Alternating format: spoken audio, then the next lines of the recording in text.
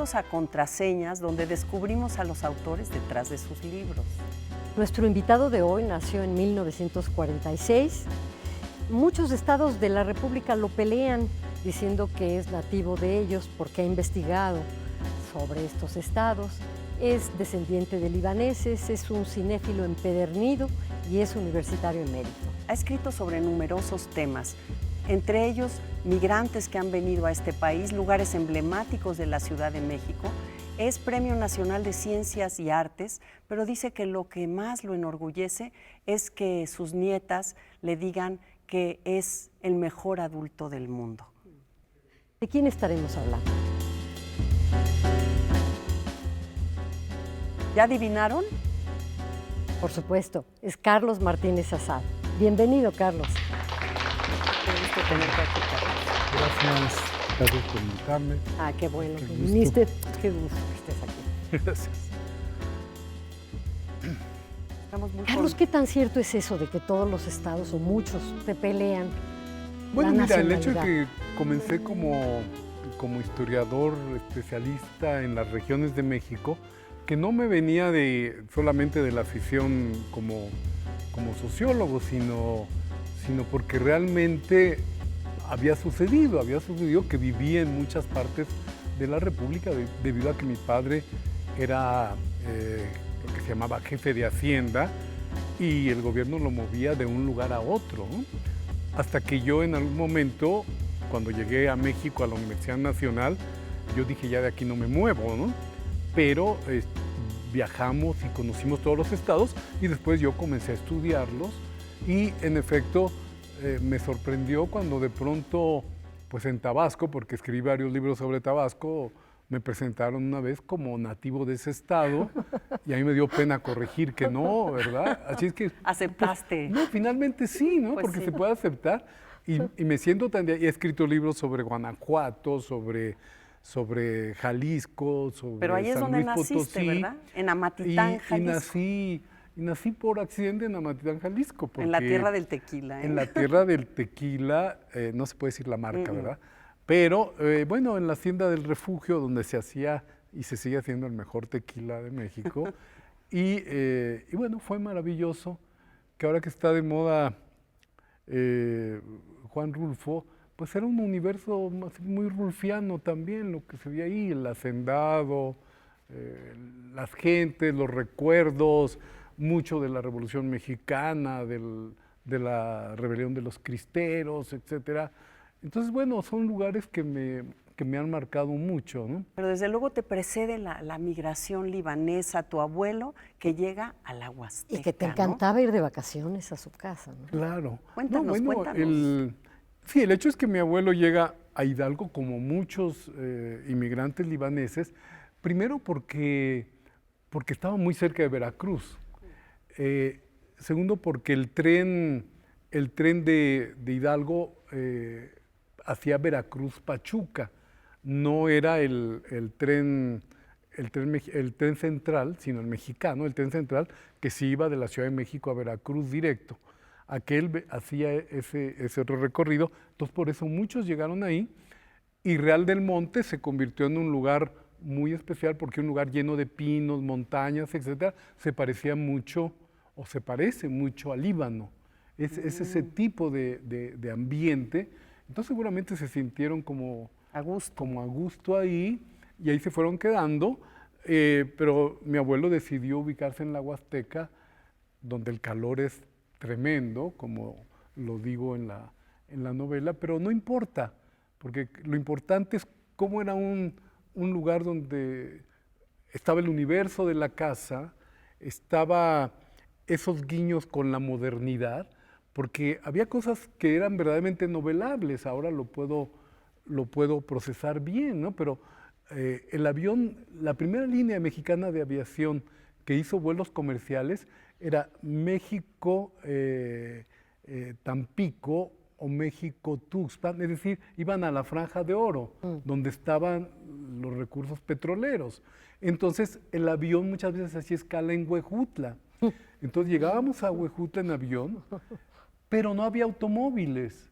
Entonces, en el puerto aéreo, que así le llamaban, estaban los caballos del abuelo esperándonos, y entonces subíamos al caballo para ir a la casa del abuelo, la casa de las 11 puertas, de las que 11 era la puertas. casa en el centro del poblado, y que bueno, era un poco demente, ¿verdad? Podríamos decirlo ahora, pero pues muy interesante. Llegabas con el frío de la Ciudad de México, que íbamos mucho en diciembre, en las vacaciones decembrinas, entonces llegábamos a México con abrigos y tal, y cuando tomábamos el avión, pues llegábamos a un lugar donde la media anual es de Claro. 30 grados, en épocas de calor 40, y ha llegado a tener 50 grados una de humedad temperatura. tremenda, ¿no? Una humedad tremenda, entonces te ibas desvistiendo mientras llegabas, y ya cuando te subías a los caballos, bueno, ya ibas en mangas de camisa y ya había cambiado absolutamente todo el entorno, ¿no? Tu abuelo era el que te contaba estas historias que tú narras aquí. El abuelo contaba muchas historias y mi madre era una excelente narradora entre todas las hermanas. Ella realmente asumió mucho todo lo que era ese mundo y esa tradición narrativa de Medio Oriente que es tan fuerte, con historias que nunca terminaban. Nos estaba contando una historia y se enlazaba con la otra y la otra, y nunca terminaba la historia, un poco como el juego de De Sherezada, Sherezada. ¿verdad? Por Mil y una ejemplo, noches. aquí en la Casa de las 11 Puertas hay esta historia del que vende nombres. Sí. ¿Era real? ¿Tu mamá contaba eso? Bueno, claro En que este sí, juego de ¿no? la ficción y la memoria, Sí. ¿había alguien que vendía nombres? Claro, En Huejutla, claro, por es supuesto, increíble. ¿no? Había, digo, porque está la realidad y está la ficción y está la memoria, y uno construye la memoria también en función de algunos elementos. Pero había nombres tan extraños en ese lugar que por eso yo los fui repensando, todos esos nombres, y dije, qué extraño que tuvieran esos nombres tan increíbles. Por eso el personaje también, el loco enamorado, se llama Eraín, que no tiene mucho sentido como nombre, pero la gente sigue inventando nombres en muchos estados de la República. Tabasco tiene una nombres, tradición sí. de nombres. Maciosare parece que surge ahí. En Tabasco. En Tabasco, la idea del Maciosare. por el himno de Que- Maciosare, sí. un extraño enemigo. Pero entonces, sí, por eso es que todo esto se va conformando ahí. Y las historias estas yo me vi muy identificado en la novela con Eraín, que cuenta su viaje por Turquía y hace la ruta que siguió el cristianismo desde Medio Oriente a Europa. Porque tú cuentas algo muy interesante, que los libaneses pudieron, digamos, mezclarse porque no hubo problemas porque el cristianismo permitió Sí. Claro, estos sí, porque matrimonios, ¿no? porque los cristianos maronitas del Líbano llegan a México y pues tienen la misma fe, vamos a decir, la sí. misma Sí. interiorización de la fe como lo tienen los mexicanos con Virgen de Guadalupe, etcétera. Entonces sintieron inmediatamente muy identificados y podían casarse con mucha facilidad. El mayor obstáculo sería la religión y eso lo podían superar sin ningún problema, a diferencia, pues sí, de otros grupos con otras religiones que Claro. aparte de las diferentes etnicidades, da dificultad esto, pero en cuanto a la fe religiosa, pues se parecían mucho, ¿no? Hay historias, no las vamos a contar para que los futuros lectores no les echemos a perder el libro, pero hay historias fascinantes también, como aquellas esposas que sí se trajeron del Líbano, aquella que logró llegar, aunque no era exactamente lo que estaba esperando. Y a mí me recordó en tantos momentos esa manera de narrar, como dices tú, de las 1001 noches, y algo García Márquezco. Entendí que esa parte libanesa de García Márquez tenía que ver también con la hipérbole, con estas historias Exageradas. entre sí, realidad, ficción, pero contadas siempre como si lo que estuviera ocurriendo fuera algo que tú estás viendo delante de ti, como te pasaba a ti con tu abuelo, ¿no? Y con tus parientes cuando los ibas a ver a esta casa de las 11 Claro. puertas. Sí, siempre estaba todo, sí, era abrir una puerta y había una historia diferente, ¿no? Sí, Eso, sí. esa es la Qué parte maravilla. que era muy fascinante. La tía tal, el tío donde no era de la que se había enamorado, con quien lo casan, ¿no? Porque como además son matrimonios que se suelen arreglar, Sí. México, Líbano o México, España, sucede mucho, ¿no? Y a mí me llama la atención que no conoces Líbano hasta el 76. Tú haces un viaje de En regreso, 76. ¿no? Sí. ¿Cómo fue esa experiencia? O sea, después de oír a Fue este llegar abuelo, a ese a mundo. tu madre, a Sí. las tías, y tú vas Sí. a la cuna, al origen. Mira, un poco... Digo, porque escribir el libro es también ir a la cuna y el origen, Claro, ¿no? claro. Digo, es muy, muy curioso cómo me sentía me sentía tan cerca de todo ese mundo que hay una anécdota que debía contar, si no está contada ahí, debía contarla, porque en una ocasión en primaria, todo el mundo regresamos de vacaciones, como en cuarto o quinto año de primaria, y entonces pusieron la tarea de dónde había ido cada quien. Y entonces yo escribí una composición donde contaba cómo había sido mi llegada a Beirut y todo lo que habíamos hecho con la familia en Líbano, todo esto.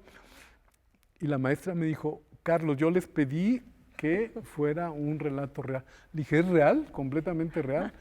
No, de veras, mira, te podemos castigar. Digo, ¿por qué? Si fui, y el avión volaba de esta manera, yo contaba todo. Y entonces llaman a mi madre que vaya a la escuela, y llega a la escuela y le dice la señorita, oiga, fíjese que me da mucha pena, pero pues Carlos está mintiendo mucho, entonces yo querría ver cómo... No me diga, pero ¿qué les dijo? Bueno, pues nos dijo que se habían ido al Líbano toda la familia de vacaciones y contó todo. Y mi mamá muy seria le responde, señorita, sí fuimos al Líbano en las vacaciones, ¿no? Ay, disculpe señora, no sabía, ¿no? Pero entonces ahí está un poco la relación con mi madre, que siempre estaba fomentando En mucho la complicidad. la complicidad, que me encanta la idea de la complicidad entre padres e hijos, me parece que es muy importante. Pero además mi mamá compartía mucho también el interés mío por el cine. Entonces de pronto en la tarde, una tarde me decía, tienes que arreglarte porque te voy a llevar a ver una película. Entonces, claro, íbamos a ver el nuevo estreno de Sara Montiel, ¿verdad? Que la teníamos endiosada porque desde el último cuplé, ¿no? Ay, qué maravilla. Pero no, mi madre no invitaba a todos mis hermanos, sino me decía a mí, arréglate y te voy a llevar a algo que te va a gustar mucho. ¿Y por qué te habría elegido a ti? ¿Tienes alguna intuición? Pues a lo mejor, no, sí es un poco como difícil explicármelo, pero a lo mejor porque pensaba o veía que yo era el que me atendía más todas sus historias Claro. y todas estas cuestiones que a ella también le interesaban mucho, ¿no? Entonces, de alguna manera ella tiene que ver con tu pasión por el cine y el cine mexicano, ¿no? Pues sí, en cierta forma fomentó y claro, a veces se escandalizaba porque en otro libro cuento cómo decide llevarme a ver La diosa arrodillada con María Félix, porque el título le sonó pues que iba a ser Claro, cosa- una hora pía. algo místico. Y entonces, en cuanto comienza la película y vemos la escultura desnuda de María Félix, me agarra y me saca del cine, ¿verdad? Y entonces yo crecí pensando en que tenía que ver esa película en algún momento, ¿no? Para saber realmente qué pasaba con la diosa arrodillada, ¿no? Vamos a seguir hablando de qué pasaba con la diosa arrodillada y con Carlos Martínez Azar después de este corte. Quédense con nosotros.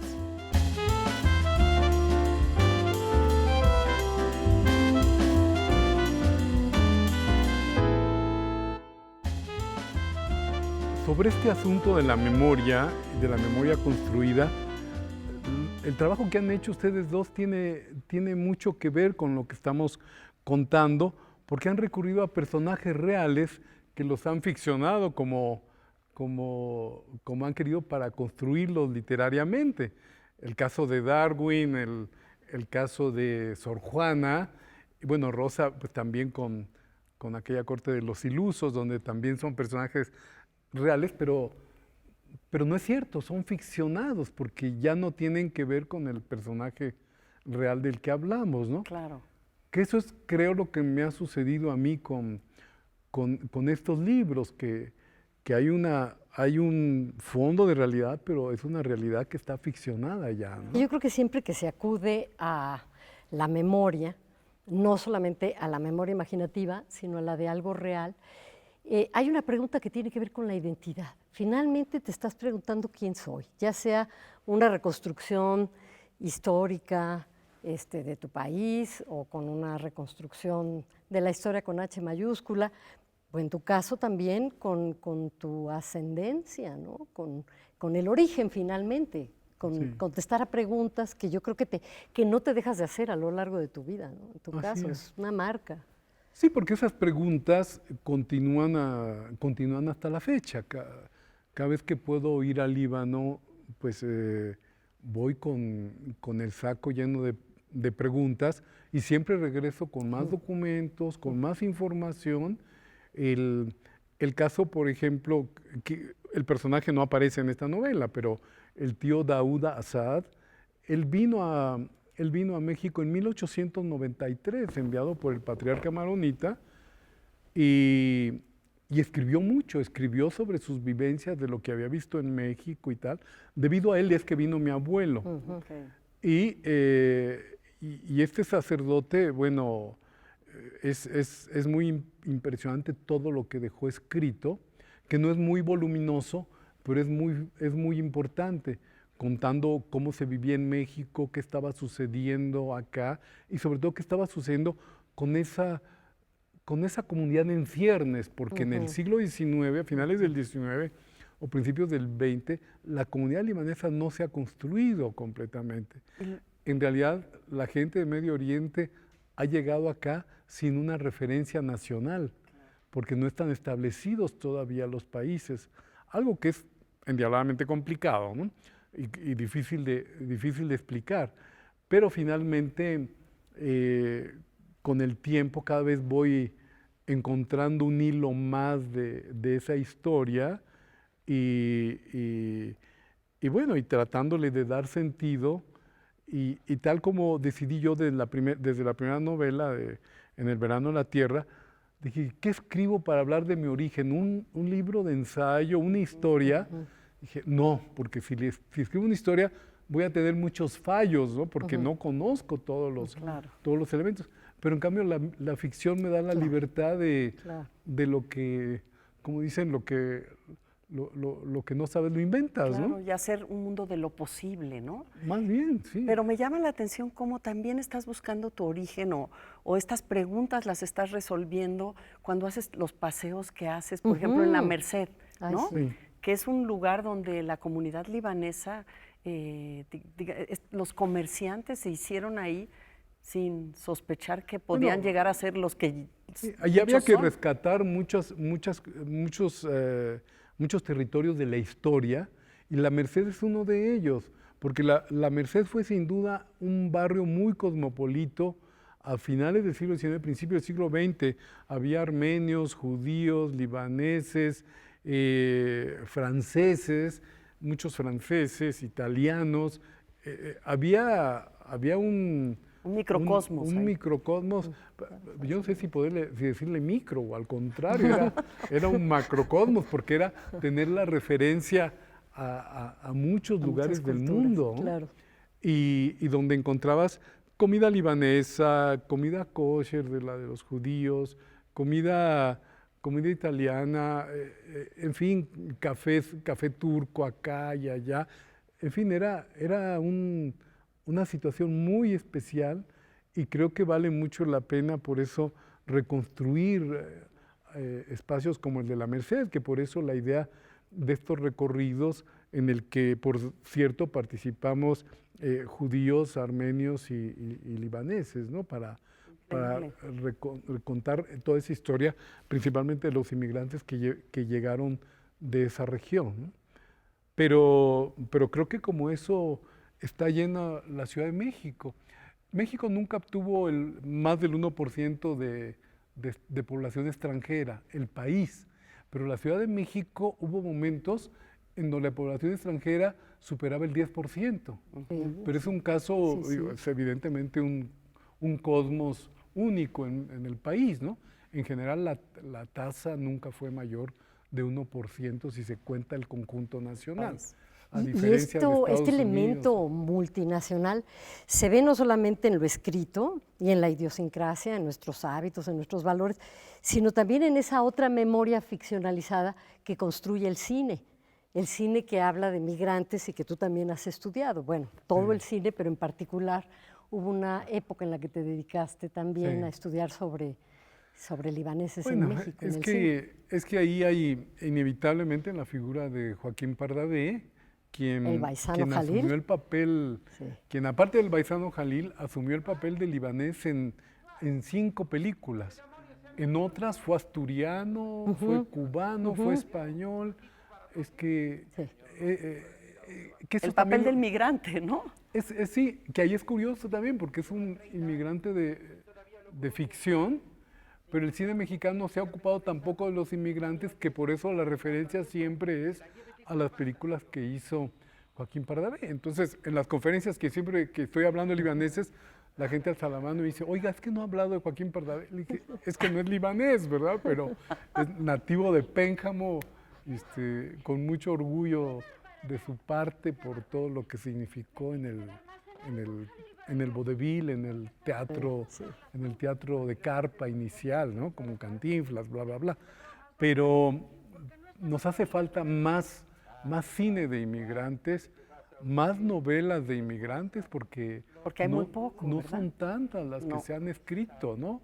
Es Héctor Azar, Bárbara Jacobs y bueno, yo. No, cada vez Margot empieza a escribir Glantz más, sí, porque está Margot, no estoy hablando de los está libaneses, Miriam pero Moscatelli. Margot Margot con genealogías, por supuesto, y Rosa Nizan con las novelas que escribió también, pero no hay tanto. Ahorita están surgiendo algunas nuevas, pero no más. Pero miren, esto de la ficción, algo que es importante de La Casa de las 11 Puertas también es que hay un profesor, y es un profesor bilingüe el que está hablando, y a mí me parece muy interesante porque yo escribí esta novela mientras estaba el movimiento magisterial que durante muchos meses tuvieron en jaque al país, y lo que yo decía, bueno, hay un contraste entre esos maestros y este maestro que está aquí discutiendo si es conveniente la educación bilingüe,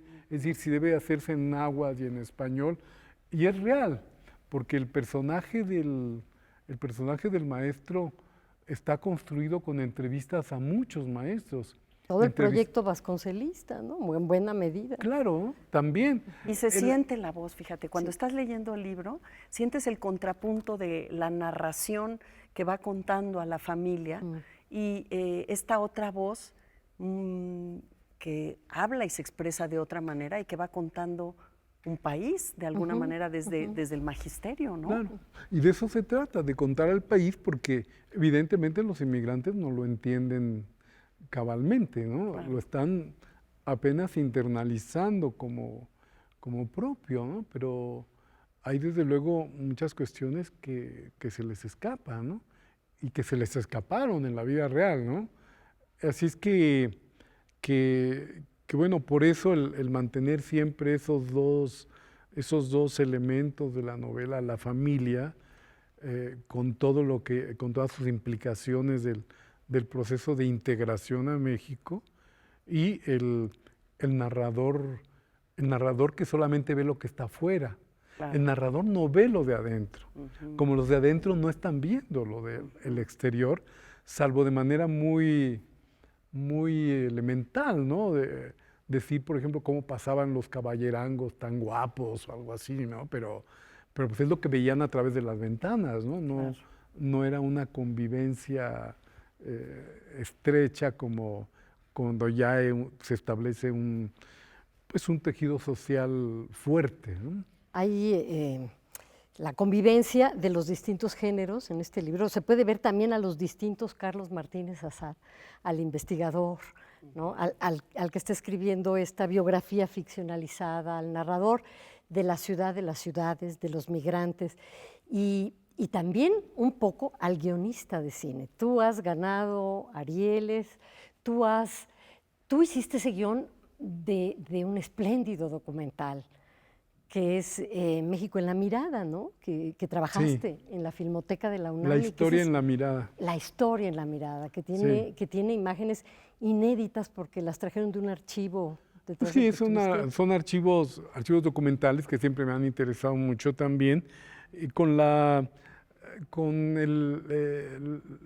idea que cuando yo comencé a ver horas y horas de material para seleccionar las imágenes y hacer una propuesta de la Revolución Mexicana en imágenes, lo que decidí seleccionar es donde aparecían los fotógrafos. Entonces la historia en la mirada, porque en la película siempre se ven los fotógrafos. Seleccioné aquellos pedazos de la película donde pudieras ver al otro, al que está mirando, para hacer ese retrato, ¿no? Ese retrato de los ejércitos revolucionarios, de las masas, porque es una película que está dedicada más a la sociedad, a toda la gente que está presenciando la Revolución Mexicana, más que a quienes la están haciendo. Claro.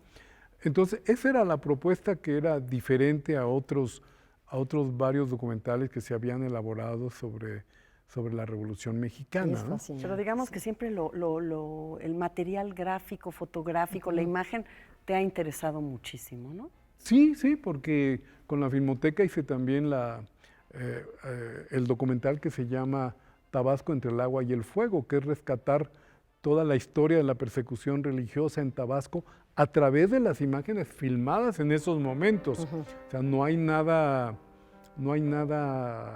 exterior, no hay ninguna película de ficción, son solamente los documentales que se filmaron durante la época de Tomás Garrido Canabal, las que están ahí. Y bueno, con Jorge Prior pues hemos participado en muchos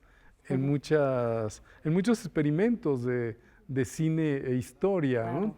Y creo que pues hay algunos que han valido mucho la pena, ¿no?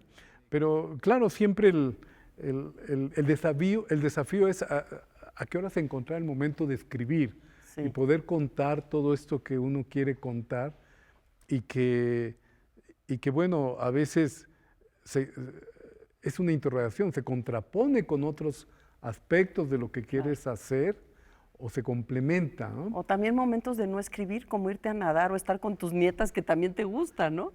Pues sí, ¿no? Desde luego, gozar eso, porque de pronto tienen 3 años, pero de pronto tienen 8 o 10 años y no puedes... Sí, es como una fotografía, ¿no?